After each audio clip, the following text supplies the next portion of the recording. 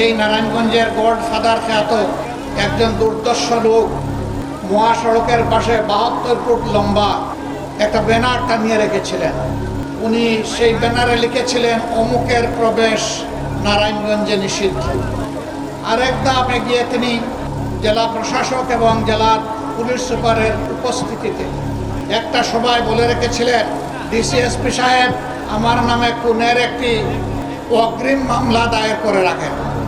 আমি অধ্যাপক গোলাম আজমকে খুন করতে চাই। এই অধ্যাপক গোলাম আজম সাহেবকেই তিনি নিষিদ্ধ ঘোষণা করেছিলেন নারায়ণগঞ্জের মাটিতে।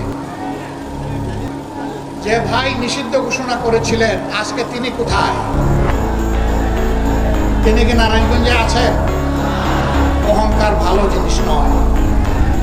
গর্ব অহংকার করতে নাই, দাম্ভিকতা দেখাতে নাই, ক্ষমতার জোরে ছড়ি ঘুরাতে নাই, মানুষকে খুন করতে নাই, সন্ত্রাসকে প্রশ্রয় দিতে নাই, সন্ত্রাসীদেরকে লালন করতে নাই।